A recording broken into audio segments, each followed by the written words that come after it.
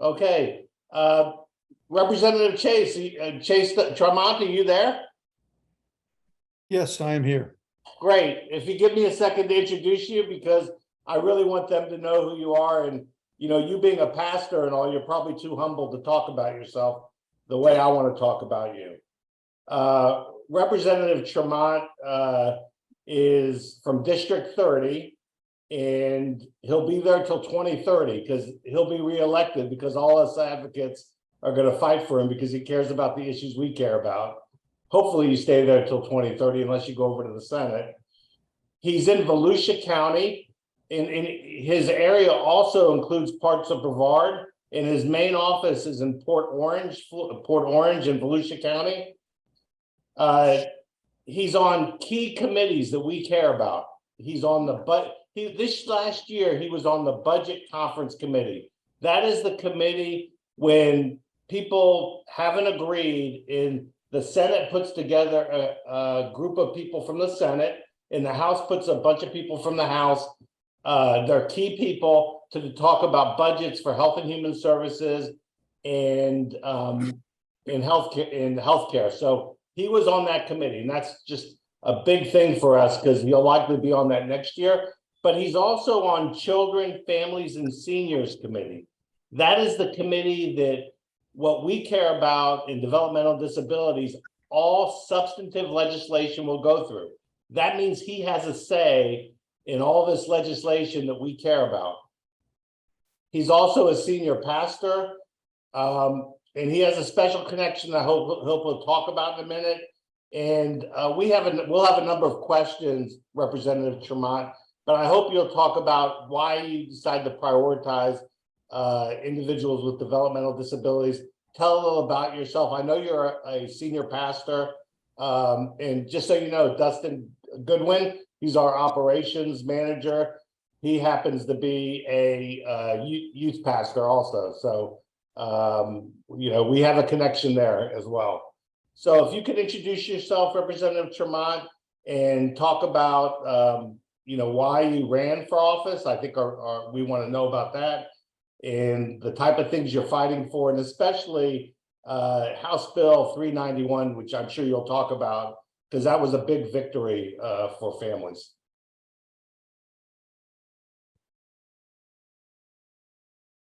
Okay, my audio coming in? You sound great. Okay, I thank you for that very, very kind introduction. You'll forgive me when my video goes dark in a little bit. We're all hands on deck in the house today. When school's not in session, it's a little bit more challenging in our home here. That's the good thing about the three different jobs I have is none of them are office hours, so I tend to work from home. But we've got you know, people keep asking me, you must be happy that session was over. And I say, no way, session is a vacation for me. I only have myself to look after when I'm in Tallahassee. You know, when you have 4 kids, this is work, I can tell you. But thank you again for those kind words. And I'll just jump straight to the punch. You know, this is a very passionate issue for me and for my family and I, very much so. It's very personal for us. My wife and I were the full-time caretakers of her sister, who has special needs, relatively independent, but, you know, cannot live on her own. She was in group home after group home after group home. And frankly, the experience there, very, very disappointing. So eventually when our oldest daughter moved out, we had an extra room. So we finally just brought her in to live with us. Very familiar with the ARC as well. And we're also, my son is 100% nonverbal, about a 6-month mentality, you know, no real communication, not able to communicate through technology or anything. We just have to guess. If there's something wrong, we got to guess what it is. So that's the challenge that we're enduring day in and day out. My daughter is developmentally delayed as well. Jacob is 9, and Kennedy is 7. She's delayed a little bit. She, instead of answering questions, she repeats the questions after you. So eventually we can get an answer. But she can count to 10 in English, French, Spanish, Chinese, and all sorts of whatever her videos teach her. So we know she has the capacity to learn. But the access to therapies and things of that nature are a constant challenge, even for someone like myself who has all the phone numbers of people to call. So it's helpful when I can get a hold of somebody to help us, but it's disappointing to know that how long it takes for someone like me in my position to get the help needed for my family. It just breaks my heart to know that there are other folks out there that don't have the phone numbers that I have, that have the same or even more difficult challenges to have to face. And that's why I'm glad I'm able to experience it on the personal level, so I can know where to attack it and where to put the fixtures, because that was my intention going in. I knew we had to address certain things, and there's always going to be work to be done. I knew it from a personal standpoint, but not from a legislative standpoint. So now it's good to be able to combine both of those arenas of knowledge. So that said, I'm available for any questions. You'll have to, I'll be in mute because my son just came back inside and he likes to bang on his walls a lot. So I don't want to deal with that. And there are times that I might have to jump up and grab one of them. So that's why the video will probably go dark, but I will be staring at this computer, listening, unless something takes me away. Representative Tramont, we of all people appreciate that. A lot of the people here are family members with individuals with developmental disabilities. So we understand that. That's not a problem. We're used to it and accept it. I did, before we go around to ask questions, and for those that don't want to go off mute and ask questions, you can put it in the chat and I'll frame it, or Dustin will frame it. But the first question I had is the home health aid for medically fragile children, House Bill 391.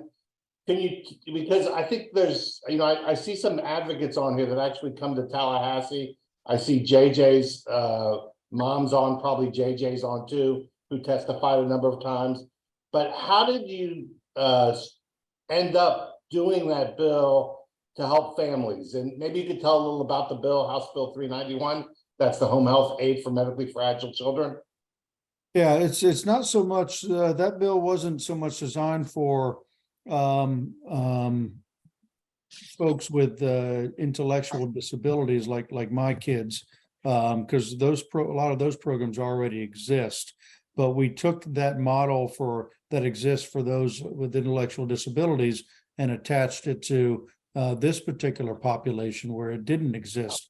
Basically, yeah, and we all have the same experiences, though. The experience is, okay, are we going to institutionalize our child, or can we, take care of them at home?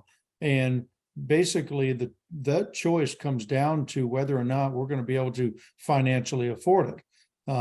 So many people don't want to. It's the worst position in the world to be put in, choosing between picking up another job to make ends meet or putting my child into an institution or a home. We don't want to make that decision, and that's that's a decision that we'll all be faced with in our own capacity. It's one of the reasons that the wait list is a very high priority of mine, to address the thousands that are on that wait list. My son is one of those that is on that wait list. These are the medically fragile children, who are folks that through no fault of their own, their child is experiencing some sort of an accident that left them impaired to where they require constant care. So what this bill allowed for the parent of that child, or the guardian, the legal guardian of that child, to be medically trained to care for that child at least 8 hours out of that day. not to do life-saving skills or life-saving, life-altering, transactions or whatever needed to be done, but whatever the standard care is that a home health aide nurse would come in and do. This parent that would now be trained with well over 100 hours, specifically trained to help that child, and they be compensated through Medicaid dollars that is already allotted for. So it's not an expansion of Medicaid, but it's using Medicaid. These are children who are already on Medicaid, by the way. It's using those Medicaid dollars to what it's designed for families and children with this special need. So that was brought to me. That's not something that I had come up with, something I was not aware of. But when somebody told me about this issue, naturally it was personalized, and we went to work on it. I think what I really liked about this bill is we had a crisis of nurses. No one can hire them. And you came up with a solution that we could all rally around, and it addresses the bigger problem, because we have that problem too in other parts of disability, providing service for people with disabilities in some of the group homes that might have nursing care. But you did it in a way within the system and basically got rid of the bureaucracy. You said that a parent or family member that could do it, let's train them. And in fact, it's going to end up saving the state a lot of money too. So I was very impressed by that. Before we open it up, I did want to ask about one other piece of legislation you did. It was House Bill 1101, dealing with the ombudsman for foster kids. And a lot of foster kids have special needs. And I know your bill didn't pass, but it got included in a Senate bill later. So I just wanted to ask about that, what your thoughts were on that bill. And I know that the Agency of Persons with Disability has an ombudsman, but you created one for foster care. Yeah, well, our bill did pass. We just chose to allow the Senate bill to go through because they wanted to rename it after one of their senators that passed, Nancy Dieter. So we're very happy to see that one cross. The Youth Shines organization had been kind of pushing this bill for the past 5 years, and I'm really proud of this bill. Duncan and I worked very hard on this. The day after I filed it, I was told by some higher ups in the House that said, "Hey, I'm sorry to tell you this, but your bill is DOA." Now, as a freshman legislator, I thought that sounded cool because, all right, I didn't know what DOA meant. I thought that was all right. It already got a nickname. I didn't realize it meant dead on arrival.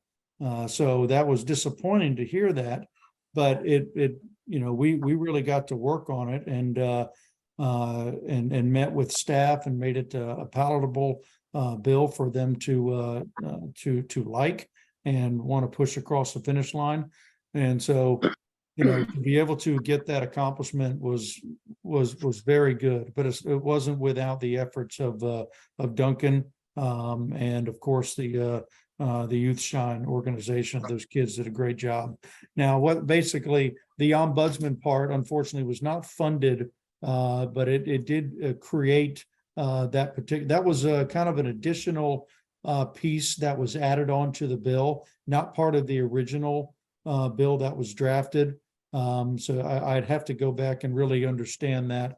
I did understand. It's just been a while since I've discussed that, because the primary aspect of the bill was to provide for education for foster care youth every 6 months pertaining to their rights, their benefits, their protections, for educational opportunities, for healthcare needs, for job employment, for insurance, for vehicles, all sorts of things that these kids don't really understand and don't really know. So the DCF is required to work with current and former foster youth in developing age-appropriate materials that's going to be utilized well to present that information to the foster youth, so they can be better prepared to launch when they graduate out.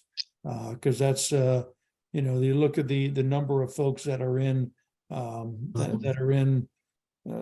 our correctional facility from our foster youth is really staggering. Hopefully, this is going to be one of those things that helps. Thanks, Representative Tremont. I want to let you know in the meeting chat that Representative Tremont has given through Duncan the points of contact for his office. So you have phone numbers that you can call, and it may be an opportunity if you have an idea. I like the ombudsman bill that you did just because it required them to tell foster kids what the number was, so they could, basically they were empowered to advocate for themselves through the ombudsman. And so that was really good. Any suggestions for the families here about how they can advocate, like at delegation meetings or whatever? What advice you'd give to people that have an idea or want people to know how important the wait list is or funding the waiver? Any advice you'd give? Yeah, make your voices known. A visit to I always appreciate, I'll appreciate a phone call. I would say on a realistic side, people often say, write your representative. Don't write your representative. They're not going to see the email. I can tell you now, my email, I get probably 1,000 a day. I'm not reading them. I'm just not going to. And for the reason being that the overwhelming majority of those, you're talking 99% of them are spam emails, or they're bulk emails from the same organization. It's the same email with 100 different names. So we don't have time to go through and comb through an email that might be, good to read. I would suggest making a phone call, and any representative that's communicated with their staff well enough to will know how important one phone call is versus another. If someone that's just trying to gripe and just wants to make their voice heard, then our office, we want to listen to them. If they have an idea, we want to hear the ideas. I can't speak for other offices, but I'll personally call back the person that has a real solid idea to bring to the table. Personal visits to Tallahassee are always great for advocacy, because there's nothing there's no substitute for putting a face with the name and a personal story attached to it. Now, in regards to, I can tell you that the wait list is of high priority. I know that it is a very high priority for the current Senate president. I've spoken to the Speaker's office just yesterday, in fact, regarding the wait list, about really wanting to try to make an effort to go after that, as well as the future speakers of the House, Speaker designate Danny Perez and Sam Garrison. This is both of them on their radars. Speaker designate Danny Perez has a brother who has special needs. Sam Garrison has a great passion, as also family members in the special needs population, and the newly crowned speaker designate Jennifer Kennedy in my class, his daughter is also special needs. So I'd say that helps greatly when it comes to prioritizing something, is when you have a personal experience with this. And then the current leadership and the future leadership has all made this priority. Now it's just a matter of making sure that there is follow through, and that's where my commitment will be. I'll be keeping this out front. I would say that everyone wants the wait list to be cleared, and I recently talked to some people in Oklahoma that tried to clear their wait list, and they felt that when they cleared their wait list, there was no more capacity in the system. So I think one of the big concerns is you don't want people to get off the wait list and then be on another wait list. And we need people to provide services in some of the small towns in Florida. We need a lot of capacity there. So we don't have wait lists basically. But it's exciting about the future. Now, I know next session comes up. I know you're limited to how many bills you can have. Do you know what your priorities are for next year, your personal priorities are, and how many bills that you'll be working with, and if you have any openings or commitments that you're looking at right yet? Yeah, yes. There's several things that are Duncan and I are already beginning to work on. There's an age verification law that we're looking at that a lot of states have passed that require age verification for some of these social media sites. This is some of these media sites where access to pornography for children, human trafficking of children, a lot of that stuff, is running rampant. And we're seeing a lot of states pass these age verification laws. We're still in the process. I know this is a priority of the speaker, and it's something that we've just been appointed to the task force for monitoring the care of out-of-home children. So this is one of those things that would fall into that category on and ways in which to protect children for their immediate safety. So we're still studying that issue and understanding it as we move forward with that. I have a criminal justice package that I'm working on with some other legislators as well. And by that, I mean working on reducing recidivism, looking at some work apprenticeship programs within our prison systems. We've got a number of prisons out there that have no air conditioning in there.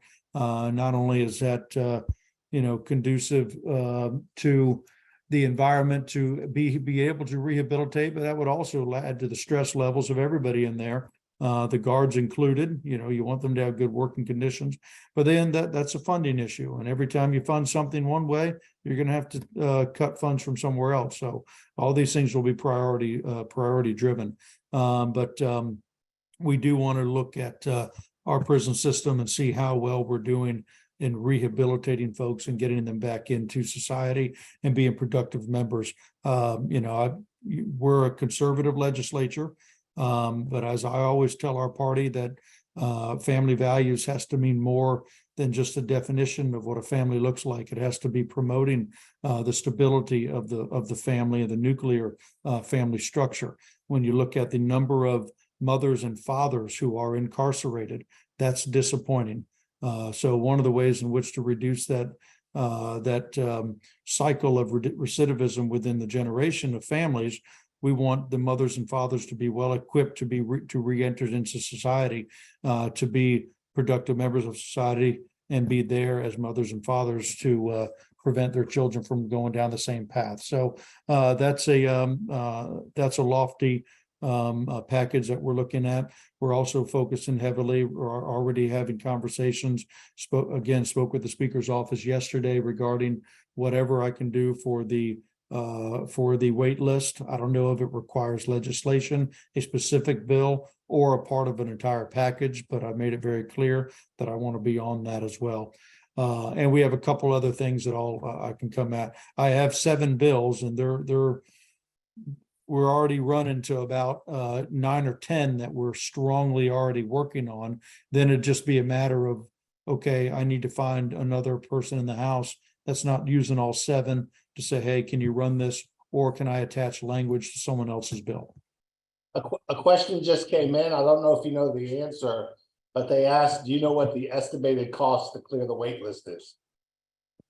Great question, because I just had a phone conference the other day. I think the word that I heard was like 400 million, but I could be wrong on that. I just for some reason that's the number that I'm remembering. But I think there's a matter of a question of, how many people are on that wait list. I think it was like 25,000, maybe. I could be wrong. I could be 22,000. It was 22,000 22,000 last time they posted it. Okay, so 22,000. Then the question is going to be, how much per individual is the cost average for individual? A lot of that. That's why I'm looking at the average, because there are some greater needs for some others than there are for others. So I would take the average of that number and multiply that by however you come up with the. I taught history, not math, so someone tells me the number, we'll figure it out. We have someone that knows math, because they put it in the chat. Leo Doucette, who runs a group home and works with another program. He said the I budget is $40,000 annually average, and if the wait list was 20,000, that would be $800,000. 800 million. $800 million. Yeah. Okay.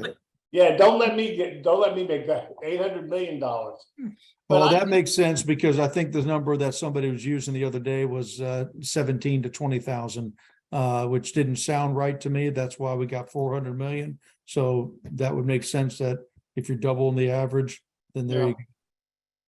And it would So probably. Alan, this is Yeah. Louisa, but that's the total cost, right? That is the state and the federal government, right? Right.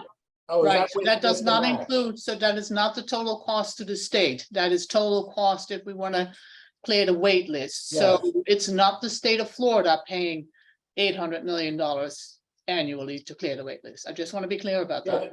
That's a that's good true. note. And that's one of the benefits of the waiver is you get that match, the federal match. If you're on the wait list and you have something medically necessary, the state has to use general revenue, which is dollar for dollar. So there's some benefits in getting the services through the Medicaid waiver also. Well, hey, Representative Trump, we are excited that this is a focus for you. I've been hearing it on the Senate side and the House side. And I see Allison on. Did you have any comments to make? I know you've been going around talking to legislators. If you're on, I see you there, but you might be. No, I'm here. No, I just, yeah, that JJ's 16-year wait on the, for the waiver, and just the threshold as well that we've said before is something that really does concern me whilst we're waiting, to see if that can be added in. And I will say as well that Rep. Tramont, you are were, as you said, available and met and discussed this with us too. So again, appreciate that, and that any support that you can give for this, but definitely not putting people into such a catastrophic crisis before letting them have the waiver would be something I would be so relieved to see, not just for JJ, but for all the other families. Representative Tramont, I also want to mention that, we have the waiver now. We have providers all over the state providing services. But in July 1, the American Rescue Plan went away, and that was money that providers were using to reward staff and to keep them, and had a big impact when you guys had passed. So we have the American Rescue Plan, but it went away in July, and in November, Appendix K goes away, and that allowed providers around the state to not be so worried about staff ratios as long as safety wasn't involved. And then you have the minimum wage going up October 1st, which is a challenge because the people that do direct support professionals, they're not minimum wage jobs, but as you know, as everyone else goes up $1, the staff working to keep people with disabilities in the community going places that they could end up leaving. And lastly, I think the one thing that I felt frustrating last year is all state employees got a 5% increase, which is good, they needed it, but oftentimes they're working in the same environment as people in the community, and it's made it difficult for providers to compete with the state because they raise their salaries, but providers are not able to raise their salaries this year. So I just wanted to mention that. Any other questions out there? I want to make sure that everyone gets an opportunity. We did have one earlier in the chat. It was from a self-advocate. It was an autistic adult, and she was just wondering, that she had lower support needs, but she was wondering how she could still advocate for those that have higher support needs than her, without maybe silencing the viewpoints of those who might have a higher support need than she has. So she's just looking to get involved with legislators. So I actually reached out to her and gave her the information on partners in policymaking, which is done through the FDD. It's the Florida Developmental Disability Group. So Thank that you. would be the perfect way to do that. the Florida Developmental Disabilities Council is the one who does partners in policymaking. I would want to mention that the Agency for Healthcare Administration sent something out today about the managed care pilot down in Miami-Dade. It also includes Hillsborough, Sarasota, a number of those counties, including Polk County and Hardee County, I believe. Manatee County is included, but they're asking for comments because they're going to have to go to CMS, which is the federal people, to get approval for the waiver. But I think the House started off and came up with an idea to try to address the wait list through managed care, and they're doing a pilot, which I know a lot of people are looking at right now down in Miami-Dade. So if you have comments but don't want to formally respond, if you send me the comments, I can include them in the ARC of Florida's response, because we want it to be good. We know that that it's an opportunity to share advocates' views, family member views. So just wanted you to know about that. And unless is there any other questions? Just want to make sure. Maybe.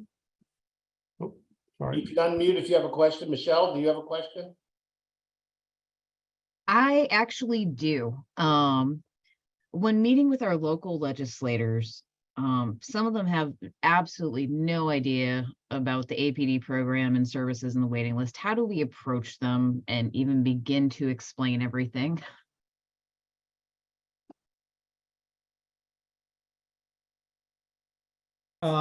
Give me 1 second and I'll answer that. I've got my little girl running around. Okay. You want to get on here? You want to get up here? Come here. I think we might be able to answer this. They were asking what agency is in charge of home caretakers and the hours and caregiver training. Michelle, I'd encourage you to do the partners in policymaking as well, because that's part of what they do is train families how to advocate, or individuals or self-advocates, how to, effectively convey information to their legislature. I don't know if you have a tribe you belong to, but oftentimes your tribe will have events where my daughter has Down syndrome. So we do a lot of education about how to effectively communicate, how to provide information in a manageable way, how to stay, give them one topic and how to give it to them, leave them with, papers to walk away for them to consider further when we leave. So a lot of that education is definitely available within all those organizations. I've been, now there's been turnover since I've been in the last few years with our local legislators, but they've literally said, I'm not on that committee. I don't care, go away, in a more professional way, but that was the essence. Well, that's why we're glad we have Representative Tramont, because he's got street cred, we call it. There's a number of people there that have made this a priority, and I think you notice when they told him he had a bill dead on arrival, but he has credibility in the House. It's obvious. As time goes on, he's going to rise up, and he's got a lot of years there, and hopefully he'll be one of the top leaders. But he's someone we got to be able to talk to. He's going to listen to us. And any other comments about that, Representative Tramont, about how do we get policymakers that don't understand anything about agency with persons with disabilities to listen? So that was a great question, and a very fair question. And I to the defense of some of the, there'll be no excuse for any representative or anybody to treat it to discard any questions or any or discard the issue or just say, hey, listen, go away. But I would say that if a representative does not serve on a committee that will ever deal with this, then I wouldn't spend time talking to that person anyway, because they're not going to have a role. They're not going to have a vote, a say. So I would zero in and focus on the folks who serve on the committees that are going to be hearing bills pertaining to this issue. And that would be the Children and Families. That would be the Health and Human Services Committee. Those are the big ones to really pay attention to, and some education ones as well. But focus on the representatives who will have an active voice in this, because most of the, people, if someone came to me about an agricultural issue, it's out of sight, out of mind, because I don't serve on any committee that does anything. I trust the people on that committee to vet and deal with the bills. And then by the time it hits the floor, if it hits the floor, then it's likely going to pass, because nothing's going to come through without the speaker and the chairman's approval. So to your question, focus on the people who are serving on the committees that are of most importance, because particularly this issue, it's out of sight, out of mind. If people don't have a personal experience, and more often than not, it's not going to be on the top of mind. And that's not to criticize anyone of that. It's just, it's not something that they've experienced, so they really have no idea the sense of urgency and the importance of the issue. And that's where my role comes in educating my fellow representatives, as well as a number of others who are on the who are in the House. And like I said, the good news is you don't have to inform every legislator. You just have to inform the ones that matter. And I don't mean one's more important than the other, but yes, in the grand scheme of things, you're not going to get a bill heard unless the chairman approves. You're not going to get anything to the floor unless the speaker approves. So you focus on leadership, you focus on people that have the most influence within the House and the Senate side. Thanks, Representative Tramont. And I would add that if you live in Volusia County and maybe your representative isn't interested in the issues you are, they do have delegation meetings, and they have them all over the state. In fact, Volusia's delegation meeting has 6 members there. So they'll post it, and if you go to our website, we list them all as they come out, and you can go there and they'll give you a minute to speak about the issue you care about. And even though your specific person you voted for may not be interested in your issue, there will be someone there in that delegation that gives you an opportunity to bring it to someone in the delegation that you're part of. So I just wanted to mention that. There was a question from Mary Morosky about supported living. Mary, you on? Can you unmute? Yes. Okay, go ahead, Mary.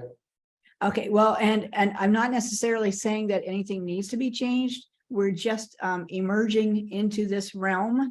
Our son just got waiver services, so we are delighted. But we're preparing for our future, or for his future without us, basically. And we recognize that supported living services will be as essential to him as the actual dwelling place he would live in. He cannot live independently. So no matter where he lives, he will need supported living services. And as we were investigating this, we discovered that the supported living services that Florida mentions were developed in 2005. And since we don't know exactly what our son will need, we're not sure if we're thinking a lot of things have changed since then in terms of technology, smart homes, etc. And we didn't know if by any chance anyone legislatively or within the ARC format is looking at supported living as it exists in Florida, and if it can or should be updated.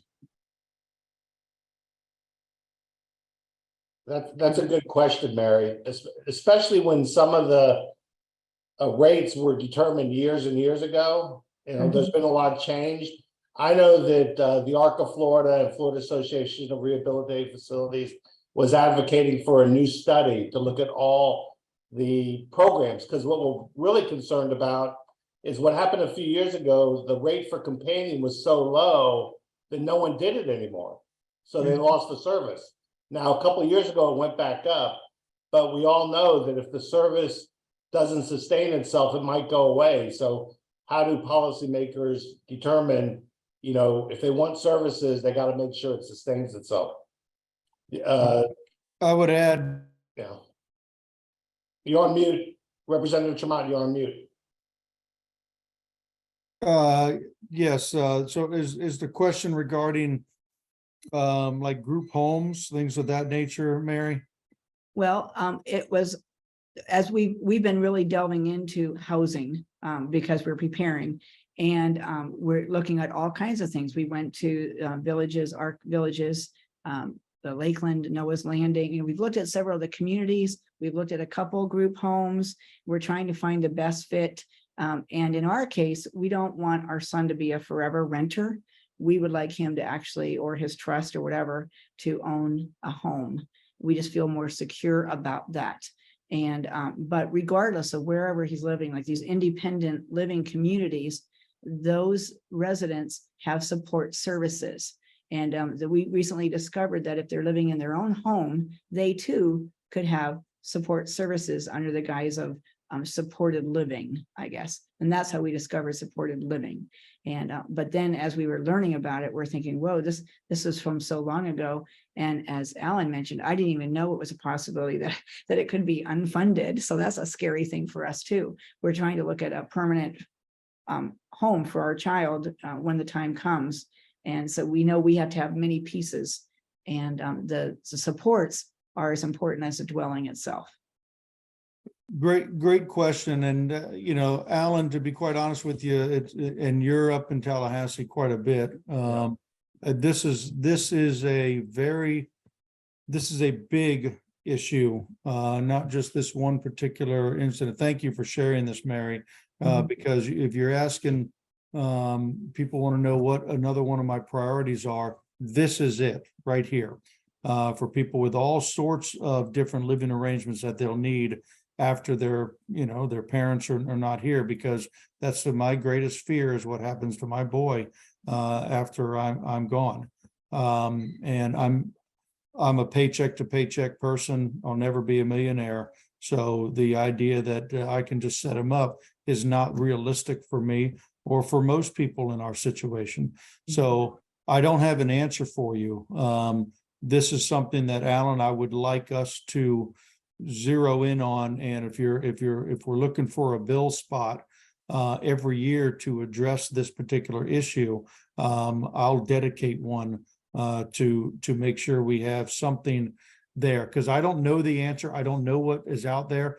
I can tell you that, you know, my wife's sister, the reason she lives with us, we had her in group home after group home after group home. And frankly, every single one of them were just inhumane. There was one that was a block away from a strip club in downtown Daytona. Then we finally got her into another one that had bed bugs, and another one down in Port Orange, where finally, okay, it's a nice neighborhood.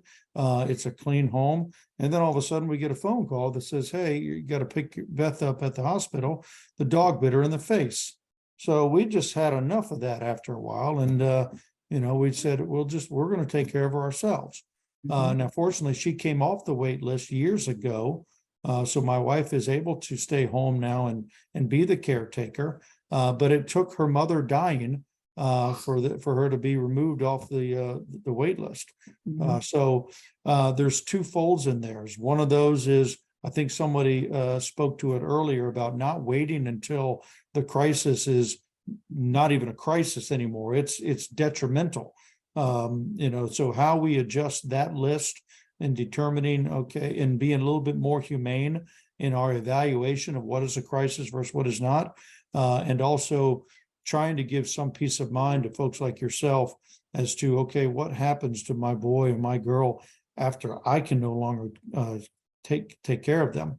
We have to do a better job here in the state of Florida, because again, these are folks who no fault of their own. We have a moral, we have a Christian duty, we have a responsibility, we have a humane duty to see to it that those needs are met.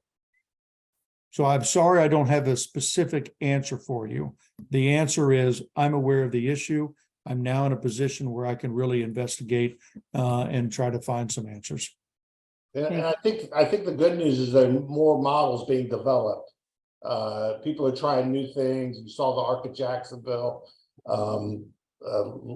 Independence Landing is being created by Representative Allison Tant in Tallahassee. There's different things going on, but Representative Tramont, I think you said it all when you said the most important thing to you is what happens when you die. And I think the parents on this call identify with you, because that's sometimes all they think about.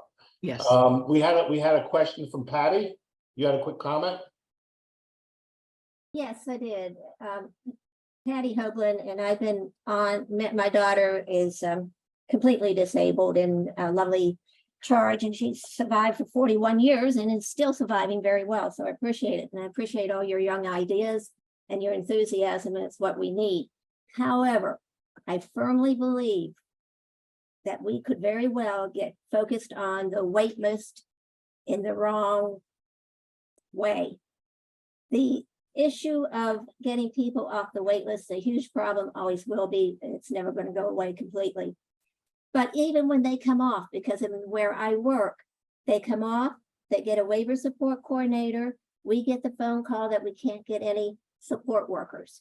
The problem is not getting them off the off the wait list. The problem is capacity, and it's capacity in every area of the waiver, any service, it's capacity. So it's capacity, if you want to help with the overall picture, it won't just help with the waiver or help with the elderly, it will help with everybody else, is to make those, what I refer to and the organization refers to, direct support professionals, work on making it a real career. Because the people coming in want a career path. They want all that stuff that you and I, or some of us get, where you get paid vacation, you get a some kind of whatever it is, I forget what they called it. Anyhow, these DSPs aren't getting that. The DSPs we have are getting very old, that are staying with us because they're committed and they have the heart. I believe the new population coming in is looking for all the benefits, and by having a career path where they could move in from doing group home care possibly to nursing care, there's a path for them to go, some way to better themselves. It's not going to change unless we do that, and it's getting very, very sad out there. And I can't, your ideas are great if we can get things off the ground. However, if we don't have capacity in the provider world, whatever piece of the waiver you have, it's not doing you any good, and it's frustrating the pants off of you. Been there, done that, doing it over again. So that was my main comment, and I hope that we can figure out some way of, and it will take time to get it a DSPs like a regular career path. And I think you'll see a lot of the issues going away. Thanks. Thanks, Patty. Any comments, Representative Tramont, on that? I think we all understand that if you get off the wait list and there's no one to provide the services, it's just as difficult. In fact, Sure. One lady from Broward County, she said she can't leave her house till someone comes to her house because she has a child with a disability. So she can't go to work if she doesn't have a direct support professional. So I think everyone gets that. So Patty, thanks for highlighting that. And we got a couple minutes. Representative Tramont, I'll let you say a few words at the end, but I just wanted to thank you. I want you to know that we are part of your team. You know, what you're saying resonates with everyone on it. I can tell you that right now. And we want to help you, you know, accomplish your mission, because we know that what your mission is. We got a great feel for it, and we want to help you. So I just wanted to give you an opportunity to say anything you want before we close out. Yes, so in my in the comments, I put my cell phone number on there. It's 386-589-1320. And I believe Duncan has put his cell phone in there as well. Yes. If not, I'm going to put that here. Again.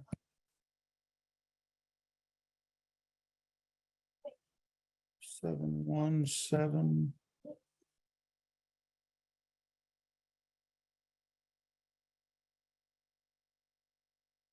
Sorry, folks, the 717 is Duncan's. Mine is the 589. You know, I put that there for a couple reasons.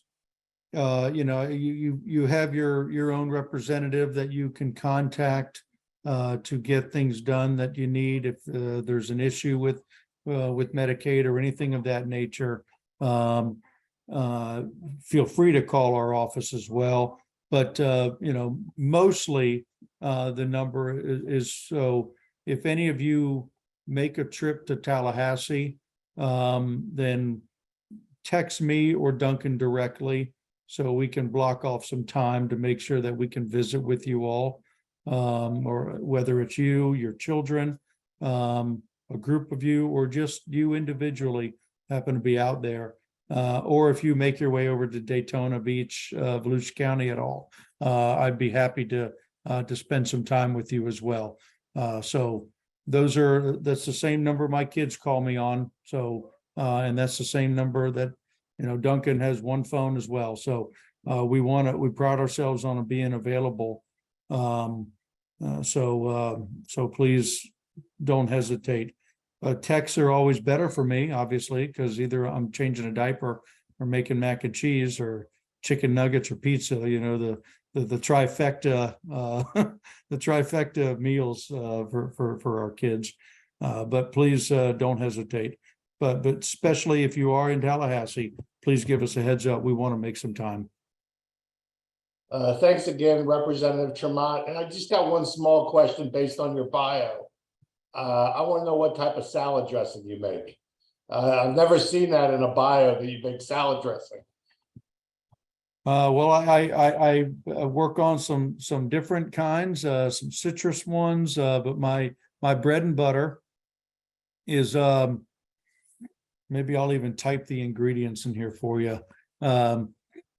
It's sort of an Italian Greek type dressing. It has 4 ingredients. That's it. It has gorgonzola cheese, extra light tasting olive oil, minced garlic, and lemon juice. That's it.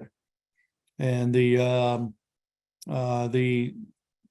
mixture of them it creates the most incredible dressing you can imagine. I've downed 30 pounds and I stay at my weight because I literally, this is the only salad. I eat a salad every night for dinner because I can't wait to get to this dressing. Also, it actually works good in pasta.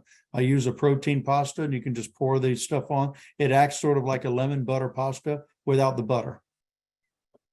Well, if we start a cooking show, you will be our first guest, I promise. And just so you know, we type up the minutes of this, we put this on YouTube, and we share it with advocates around the state.